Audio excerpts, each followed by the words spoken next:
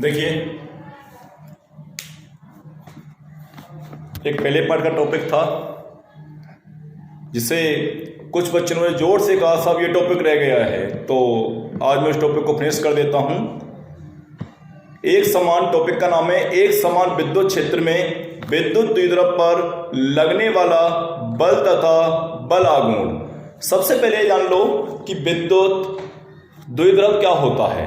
विद्युत द्विध्रुव होता है परमाणु में समान व दिशा में परमाणु में समान व प्रकृति में विपरीत दो आवेश एक दूसरे के अति निकट रखे हों तो उसे क्या बोलते हैं, हम विद्युत द्विध्रुव कहते हैं। आघूर्ण क्या होता है, किसी एक आवेश का परिमाण व उसके बीच की दूरी का गुणनफल क्या कहलाता है, बलाघूर्ण कहलाता है। इससे व्यक्त करते हैं हम, इसको मैं यहां लिख रहा हूं P बराबर QD, P बराबर QD। इसका प्रयोग करेंगे हम P बराबर QD के रूप में। कहीं इसको P बराबर 2QD या 2RS करके प्रयोग कर लिया गया, टेंशन ना लें, ठीक है ना।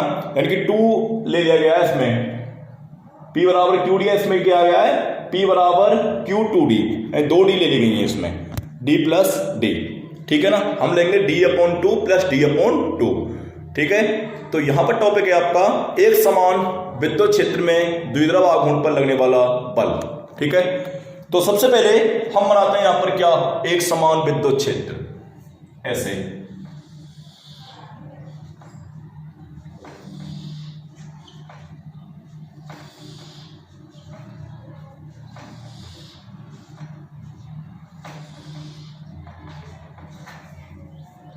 एक समान विद्युत क्षेत्र है ये, इसको हमने नाम दे दिया है दोस्तों E वेक्टर, ठीक है। और एक द्विध्रुव आघूर्ण इस तरह से हमने इसमें रख दिया, ये कोई द्विध्रुव आघूर्ण है जो एक समान विद्युत क्षेत्र में रखा हुआ है, ठीक है। कोई द्विध्रुव आघूर्ण है जो एक समान विद्युत क्षेत्र में रखा हुआ है।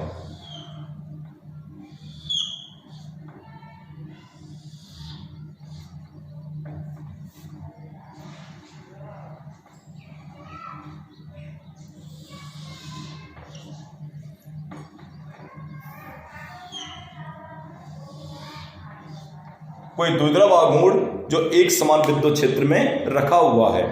अब इसके दो सिरे हैं, एक तो A, ये वाला हो गया A और ये वाला हो गया आपका B, ठीक है, ये वाला सिरा। अब दोनों पर क्योंकि द्विध्रुव है ना, तो दोनों पर क्या होंगे, दो आवेश होंगे, एक तो कौन सा प्लस का, एक कौन सा माइनस का।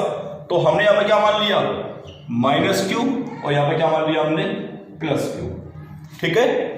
दो आवेश हैं, दोनों की प्रकृति क्या है, अलग अलग है, और दोनों किसमें रखे हुए हैं, विद्युत क्षेत्र में। तो दोनों पर बल तो लगेगा, लेकिन दिशा क्या होगी, इस तरह से होगी, एक की इधर तो एक की इधर। बल क्यों लगेगा, आवेश कहां रखा है, विद्युत क्षेत्र में। सूत्र क्या होता है, E बराबर F/Q, वही तो है विद्युत क्षेत्र, बल और Q। तो आवेश कहां रखा है दोस्तों, विद्युत क्षेत्र में। तो विद्युत क्षेत्र में किसी आवेश पर, यानी विद्युत क्षेत्र में किसी आवेश के द्वारा अनुभव किया गया बल क्या कहलाता है, विद्युत क्षेत्र की तीव्रता। तो यहां से F बराबर क्या हो जाएगा, QE, F बराबर क्या हो जाएगा, QE। लेकिन एक Q तो प्लस का है, एक Q किसका है, माइनस का है। तो यहां पर एक की दिशा इस तरफ होगी, तो एक की कहां होगी, उसके जस्ट विपरीत होगी। तो हमने यहां पर दो बल, यानी कि एक तो दल लग रहा है हमारा F बराबर QE, F बराबर QE, और दूसरा किसका है दोस्तों, प्रकृति कैसी है उसकी, माइनस की है, वो कहां लगेगा, इससे जस्ट विपरीत लगेगा, कितना, F बराबर -QE। आपको गलती से भी F1 और F2 नहीं मानने हैं। क्यों नहीं मानने हैं, क्योंकि बल समान है, बल क्या है, समान है, लेकिन दिशाएं क्या है उनकी अलग अलग हैं। तो जब बल समान होते हैं तो केवल क्या मानते हैं हम, F1 F2 मानते हैं, ठीक है। तो यहां से QE। अब देखिए, दो व्यक्ति बराबर ताकत के इस तरह से खींच रहे हैं किसी रस्सी वगैरह को, मान के चलो दोनों में समान बल है, तो दोनों एक दूसरे को खींच नहीं पा रहे हैं, लेकिन बल तो लगा रहे हैं। तो उसमें विस्थापन कहीं नहीं होगा, तो इसका बल इधर लग रहा है, इसका बल इधर लग रहा है, तो इसमें ये इधर गति भी नहीं करेगा ना इधर गति करेगा, ठीक है ना। तो कुल बल का मान क्या होगा, 0 हो जाएगा, क्योंकि दोनों बल क्या हैं, समान हैं। बेटा बल का मान तो 0 हो गया, लेकिन बल की क्रिया रेखाएं कभी शून्य नहीं होती हैं। मुझे ये पेन का ढक्कन खोलना है, तो मैं ऐसे बल में इसमें ऐसे लगा रहा हूं, तो क्या खुल जाएगा, ये बल कब लगेगा, ये इसमें इस तरह से, ये देखो ये इधर लग रहा है तो ये इधर लग रहा है, ये इधर इस तरह से, और दोनों समान है, ये दोनों को मैं समान लगा रहा हूं, ये इसके बराबर है, लेकिन दिशा क्या है इन दोनों की आपस में विपरीत है। दोबारा देख लें, नल खोलते हैं हम इस तरह से, तो ऐसे खोलते हैं नल को इस तरह से, इसका अर्थ क्या है, ये इधर लग रहा है तो ये इधर लग रहे हैं, ठीक है ना। तो यहां से क्या बन गया, ये बल आघूर्ण। ऐसे ही बल तो बराबर हो गए, लेकिन उनकी क्रिया रेखाएं कभी शून्य नहीं होती हैं।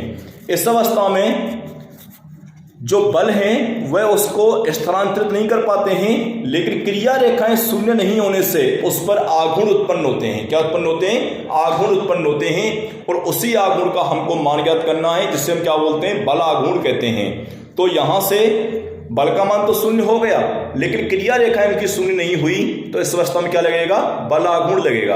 और बल आघूर्ण का सूत्र होता है किसी एक बल का परिमाण गुणा दोनों बलों के बीच की लंबवत दूरी।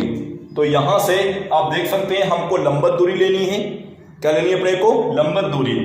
तो इसको थोड़ा आगे खींच लो इस तरह से, और यहां से एक सीधा लंब डाल दो इस पर, ये वाला, इसको मान लो C, इसे क्या मान लो C, ठीक है।